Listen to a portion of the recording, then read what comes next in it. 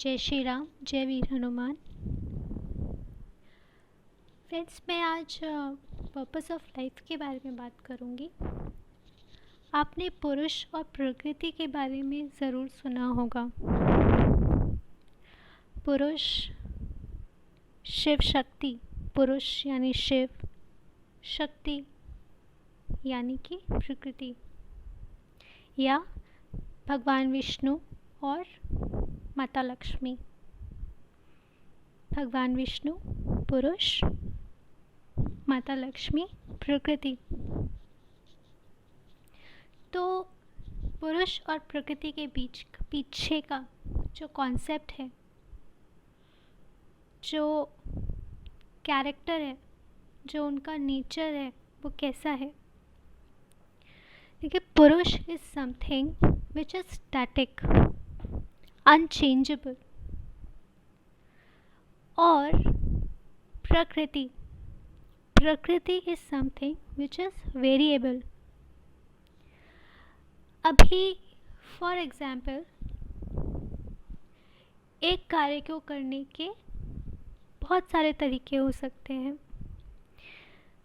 Sandwich बनाना है, sandwich को बनाने के बहुत सारे तरीके हो सकते हैं। तो जो तरीका है वो प्रकृति है।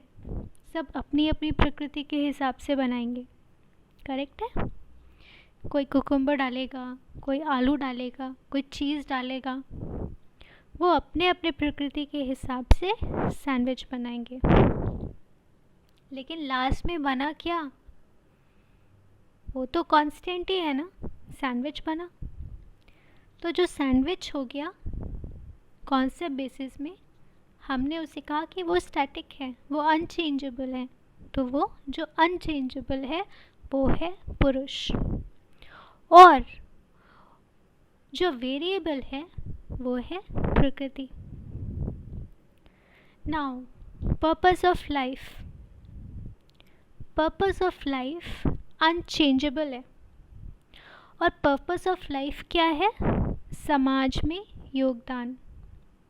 मैं क्यों नहीं कहती, या मुझे क्यों नहीं सिखाया गया कि पर्पस ऑफ लाइफ जो है वो कुछ और भी हो सकता है। Because the ultimate purpose of life of everyone, also gods का भी पर्पस योगदान है।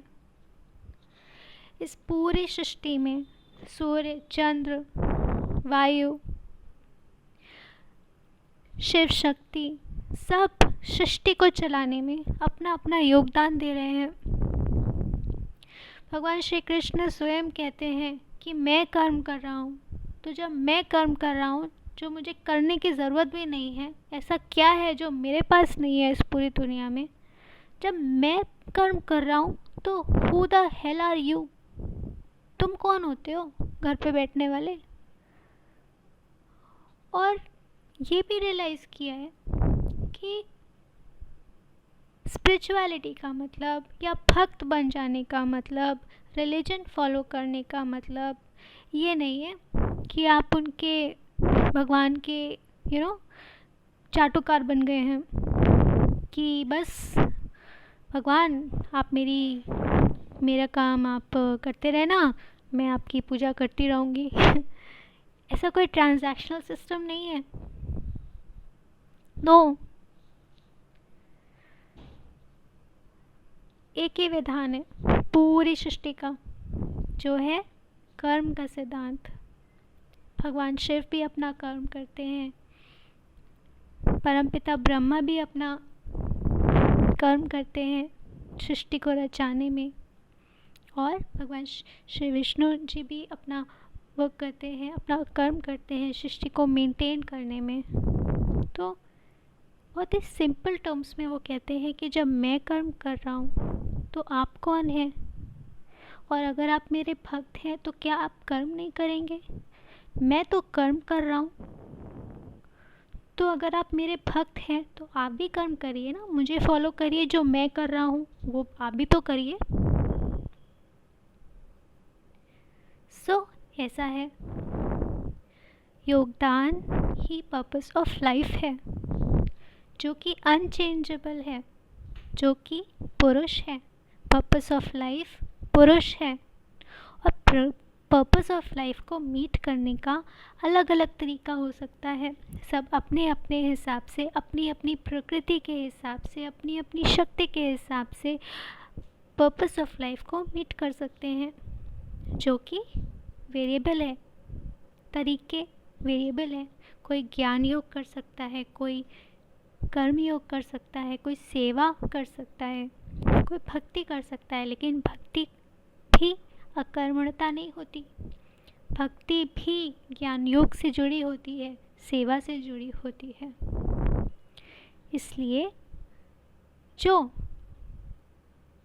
डिफरेंट वेज में एक ही पर्पस को मीट करने के तरीके हैं, जो एक द वे है, वो प्रकृति है। तो आई थिंक क्लियर हुआ होगा आपको। और इस बात को कभी मत भुलाइएगा कि एनलाइटमेंट के बाद भी बुद्ध भगवान ने अपना पूरा जीवन समाज के लिए समर्पित कर दिया था। वो ये भी सोच सकते थे कि मुझे एनलाइटमेंट हो गया, मैंने अपना काम पूरा कर दिया, भगवान मुझे A+ ग्रेड्स दे के पास कर देंगे, तो मुझे और करने की क्या ज़रूरत है। नहीं।